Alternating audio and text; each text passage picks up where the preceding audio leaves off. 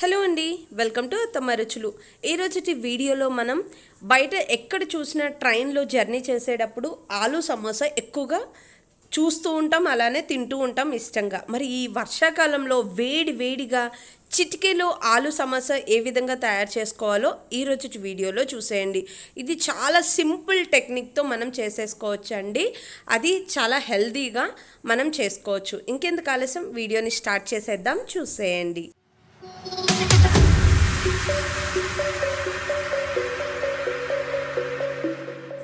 ఆలు సమోసా తయారు చేసుకోవడానికి ముందుగా స్టఫ్ రెడీ చేసుకుని దానికోసం నేను 2 మీడియం సైజు ఆలు తీసుకుంటున్నానండి. పొటాటో తీసుకొని ఇలా 4 పీసెస్గా కట్ చేసుకుంటున్నాను.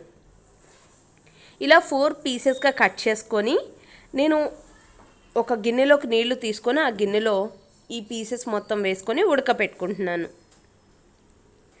ఒక 10 నిమిషాలు సరిపోతుందండి. చూడండి, ఒక 10 నిమిషాల తర్వాత ఏదన్నా స్పూన్ కానీ నైఫ్ కానీ ఇలా తీసుకొని గుచ్చి చూస్తే మనకి స్మూత్గా దిగిపోతుంది, అంటే మనకి ఆలు బాగా ఉడికిపోయిందని అర్థం. స్టవ్ ఆఫ్ చేసుకొని నీళ్లు మొత్తం వంచేసుకొని ఇలా వేడివేడిగా ఉన్నప్పుడే ఇలా తీసేసుకుంటే ఈజీగా వచ్చేస్తుందండి. చన్నీళ్ళు అస్సలు పోయకండి. చన్నీళ్ళు పోస్తే ఉడికిన బంగాళాదుంప కాస్త మనకి గట్టి పడుతుంది.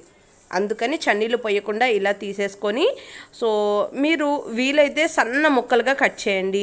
మ్యాషర్ ఉంటే ఇట్లా మ్యాష్ చేసుకోండి, లేదా చేత్తో ఇలా చిదిమేసుకున్నా పర్వాలేదు. నేను చేత్తో ఇలా మొత్తం అక్కడక్కడ చిన్న చిన్న ముక్కలుగా చిదిమేసుకుంటున్నాను. చూడండి, ఇలా అయిపోయిన తర్వాత నేను బంగాళాదుంపల మొత్తాన్ని ఇలా చేసేసుకున్నానండి. ఇప్పుడు వీటిని పక్కకు పెట్టేసుకొని మనం మసాలా రెడీ చేసుకుందాం. దీనికోసం ఒక ప్యాన్ పెట్టుకొని అందులో నేను 1 టేబుల్ స్పూన్ ఆయిల్ వేసుకొని, ఫస్ట్గా అయితే మనకి ఖచ్చితంగా ఆలు సమోసా ఇచ్చినప్పుడు పచ్చిమిరపకాయలు బాగుంటాయండి అందులోకి. అది కూడా మనం రెడీ చేసుకుందాం. ఒక పచ్చిమిరపకాయని ఇలా తీసుకొని ఒక 5-6 పచ్చిమిరపకాయలని మధ్యలోకి చీలిక పెట్టి ఇలా ఆయిల్లో ఫ్రై చేసుకుందాం. ఇలా చేసుకోవడం వల్ల మనకి ఈ పచ్చిమిరపకాయల్లో ఉన్న కారం తగ్గిపోతుందండి. తగ్గిపోయి చక్కగా తిన్నప్పుడు ఆలూ సమోసా విత్ పచ్చిమిరపకాయ కాంబినేషన్ చాలా బాగుంటుందన్నమాట.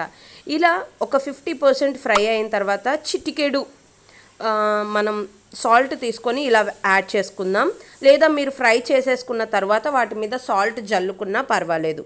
ఇలా ఫ్రై అయిన వాటిని పక్కకు తీసేసుకొని ఇప్పుడు అదే ఆయిల్లో ఒక మీడియం సైజ్ ఆనియన్ని సన్నగా తరిగి, అలానే ఒక 2 పచ్చిమిరపకాయల ముక్కల్ని కొద్దిగా అంటే ఒక రెమ్మ కరివేపాకు రెబ్బల్ని కట్ చేసుకొని ఇలా యాడ్ చేసుకుంటున్నాను.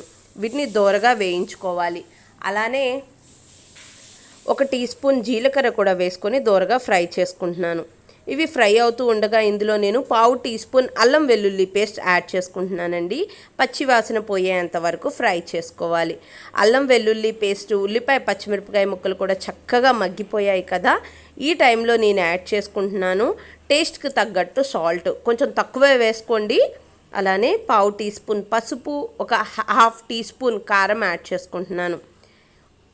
ఇవి కూడా కొంచెం ఒక 2 నిమిషాల పాటు ఫ్రై అయిన తర్వాత ఇందులో నేను ముందుగా మ్యాష్ చేసి పెట్టుకున్న పొటాటో ఉంటుంది కదా, ఆ పొటాటోని యాడ్ చేసేసుకుంటున్నాను. ఈ పొటాటో యాడ్ చేసుకొని మనం ఈ పచ్చి వాసన పోయేంత వరకు ఫ్రై చేసుకోవాలండి. లేదు మీరు బాయిల్ అయిన పొటాటోతోనే చేసుకుంటానంటే టేస్ట్ డిఫరెంట్గా ఉంటుందన్నమాట స్టఫ్. సో అందుకని నేను ఇలా ఫ్రై చేసుకుంటున్నాను. ఎలా అంటే మనకి బంగాళాదుంపలో ఉన్న నీరు మగ్గిపోయేంత వరకు ఫ్రై చేసుకుంటున్నాను, లో టు మీడియం ఫ్లేమ్లో అడ్జస్ట్ చేసుకొని. ఇప్పుడు నేను ఒక 1/2 teaspoon garam masala add చేసుకొని బాగా మిక్స్ చేసుకుంటున్నాను. ఇలా గరం మసాలా వేసుకున్న తర్వాత కొంచెం కొత్తిమీర మీ దగ్గర అవైలబుల్గా ఉంటే వేసుకోండి. నా దగ్గర అవైలబుల్ లేక వేసుకోలేదు.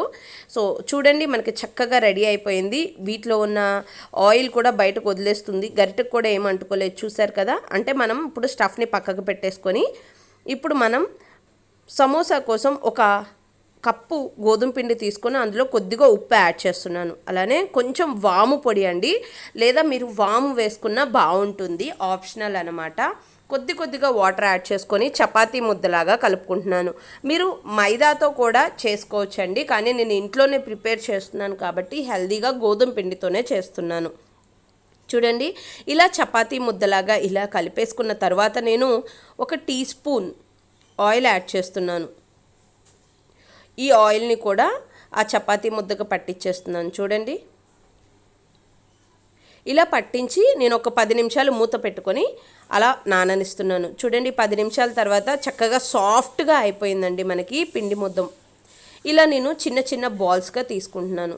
ఇలా తీసుకున్న తర్వాత ఇలా కొంచెం ఫ్లాట్గా చేసుకొని కొద్దిగా పొడిపిండి చల్లుకుంటూ ఒక మీడియం సైజు చపాతీలాగా చేసుకుంటున్నాను. సరిపోతుందండి, మనకి చిన్న సైజ్ చపాతీలే సరిపోతాయి. సో నేను ఇదైతే టెక్నిక్ అని చెప్పాను కదా, ఇది చాలా ఈజీ ప్రాసెస్ అండి. మనం షీట్ చేసుకొని దాన్ని కాల్చి తర్వాత మనం సమోసాలాగా చేసుకోవాల్సిన అవసరమే లేదు, చాలా ఈజీగా. ఇప్పుడు నేను ఇలా చపాతీ ఇలా చేసుకున్నాను కదా, మనకి థిక్నెస్ అనేది చపాతీ ఈ మాత్రం ఉండాలి. ఇలా చేసుకున్న తర్వాత ఇలా క్రాస్గా కట్ చేసుకోండి. క్రాస్గా కట్ చేసుకున్న తర్వాత ఒక షీట్ని చూడండి, జాగ్రత్తగా అబ్జర్వ్ చేస్తే ఇలా సమోసా షేప్లోకి మనం మడతేసుకొని ఎడ్జెస్ని క్లోజ్ చేసుకోవాలి.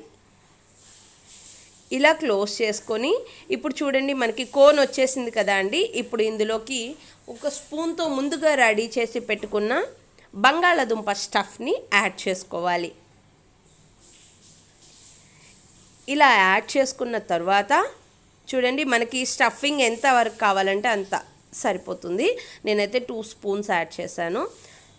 ఇప్పుడు మరలా కూడా క్లోజ్ చేసేసుకుంటున్నానండి.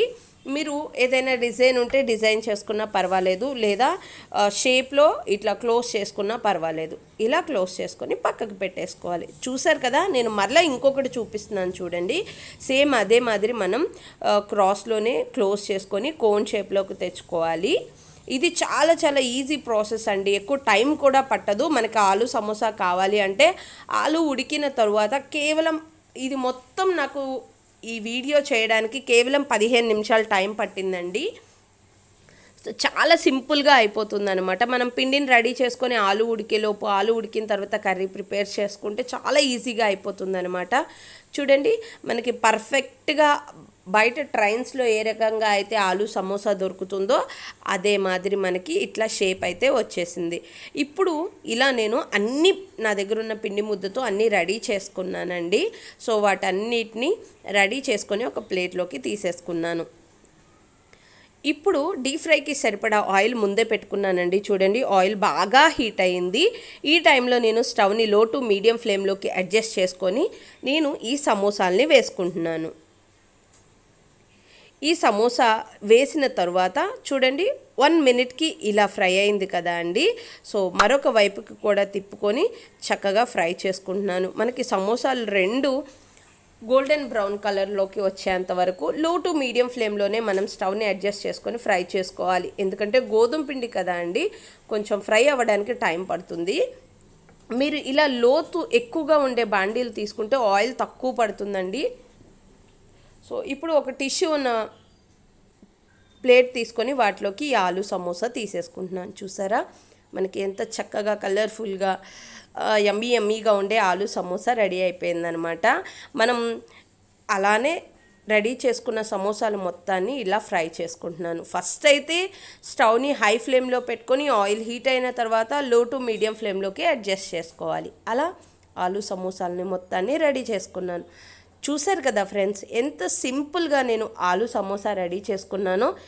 వీటికి కాంబినేషన్లో అసలు పచ్చిమిర్చి విత్ సాల్ట్ మనం నంచుకుని తింటూ ఉంటే ఎంత టేస్టీగా ఉంటాయో మీరు ట్రై చేయండి.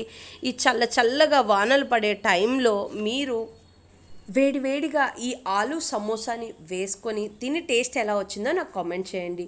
ఈ వీడియో మీకు బాగా నచ్చింది కదా, అయితే ఇంకెందుకు ఆలస్యం, లైక్ చేసి షేర్ చేయండి. నా ఛానల్ని సబ్స్క్రైబ్ చేసుకోవడం మర్చిపోకండి. Thank you for watching.